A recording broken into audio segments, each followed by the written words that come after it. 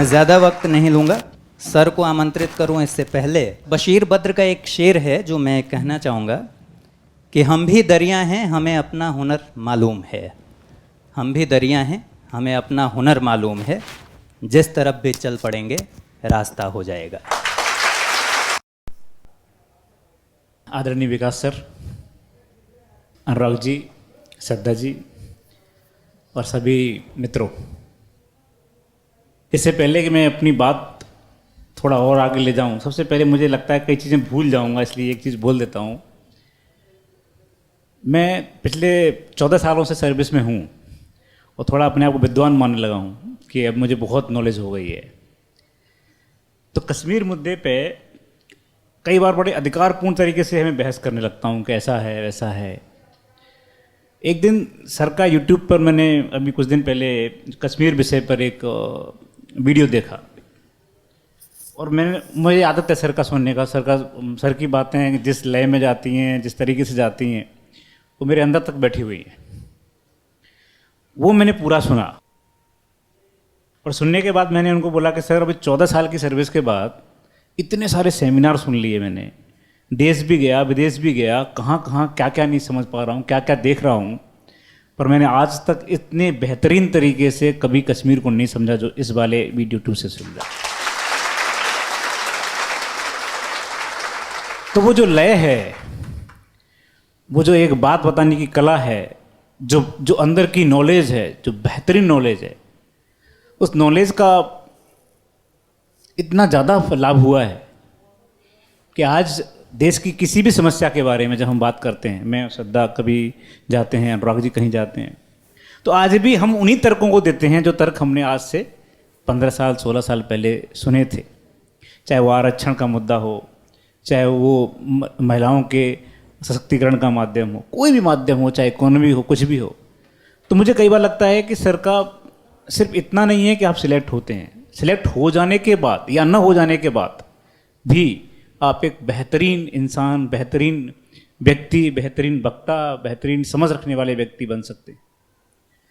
Sir को शायद पता भी नहीं होगा और ये बात सही है, सर को नहीं पता रहती कई चीज़ें। कई ऐसे लोग होते हैं जो सिलेक्ट हो जाते हैं, कई ऐसे लोग होते हैं जो सिलेक्ट नहीं हो पाते। सबके लिए उतनी जगह नहीं है, लेकिन जो सिलेक्ट हो जाते हैं उनके इतर में उन लोगों की बात बताता हूँ जो सिलेक्ट नहीं हो पाते। उसमें से सर अभी इस बार के इलेक्शन में 2 लड़के ऐसे हैं जो एमएलए बने हैं, जो आपके स्टूडेंट हैं। ऐसे कितने लोग हैं जो अलग अलग कंपनियों में, अलग अलग जगहों पर अपने आप को, अपनी छाप छोड़ रहे हैं। और उसका कारण क्या है? उसका कारण इतना नहीं है कि आप सिलेक्ट होते हैं, सिलेक्ट हो जाने के बाद या न हो जाने के बाद भी आप एक बेहतरीन इंसान, बेहतरीन व्यक्ति, बेहतरीन वक्ता, बेहतरीन समझ रखने वाले व्यक्ति बन सकते हैं। सर को शायद पता भी नहीं होगा और ये बात सही है, सर को नहीं पता रहती कई चीज़ें। कई ऐसे लोग होते हैं जो सिलेक्ट हो जाते हैं, कई ऐसे लोग होते हैं जो सिलेक्ट नहीं हो पाते। सबके लिए उतनी जगह नहीं है, लेकिन जो सिलेक्ट हो जाते हैं उनके इतर में उन लोगों की बात बताता हूँ जो सिलेक्ट नहीं हो पाते। उसमें से सर अभी इस बार के इलेक्शन में 2 लड़के ऐसे हैं जो एमएलए बने हैं, जो आपके स्टूडेंट हैं। ऐसे कितने लोग हैं जो अलग अलग कंपनियों में, अलग अलग जगहों पर अपने आप को, अपनी छाप छोड़ रहे हैं।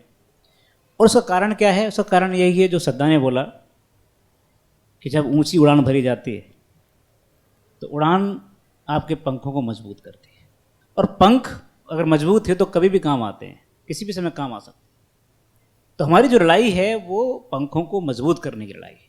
ये जो आप जी रहे हैं ना, वो जीने में कितना खूबसूरत है। जो अपनी रसोई रेस्टोरेंट अभी है क्या मुझे पता नहीं है, अपना रसोई रेस्टोरेंट है, उसके बगल में एक ओम जी रेस्टोरेंट भी था। तो अपनी रसोई में थाली आती थी, शायद मेरे ख्याल से 90 रुपये के आसपास की थी। वो थाली खाने के लिए हम थाली खानी है, पैसा नहीं है, ये थाली खानी है, पैसा नहीं, फिर हम अब बोलते थे प्री निकल जाएगा तो खाएंगे। फिर मुखर्जी नगर, गांधी विहार, नेहरू विहार, ये 3 मक्का और मदीना है हमारे लिए। मुझे ऐसा लगता है कि आज भी जब भी डिप्रेशन होता है, जब भी डिप्रेशन होता है भाई साहब, ये मैं सोचता हूँ डिप्रेशन सिलेक्ट हो जाने खत्म हो जाता है। दिक्कतें तो हमेशा चलती रहती हैं, लगातार चलती रहती हैं। यहाँ अलग तरह की दिक्कतें हैं और किसी सर्विस में अलग तरह की दिक्कत। ऐसा मत सोचो कि एक बार सिलेक्ट हो गए तो खेल खत्म हो गया, मज़ा आ गया। मज़ा नहीं आता, आपकी रिस्पॉन्सिबिलिटी बढ़ जाती है। सर ने जैसा बताया, ज़िले के कप्तान के रूप में मैंने जहाँ जहाँ काम किया, वो काम हर समय एक निर्णय लेने का होता है, क्षमता का होता है कि आप क्या निर्णय ले रहे हैं, उस पर बहुत सारे लोगों की ज़िंदगी डिपेंड रहती है। तो निर्णय लेने की क्षमता यहीं पैदा होती है, आपके यहीं पर सीखी जाती है, इसी तरह की क्लासेस में सीखी जाती है।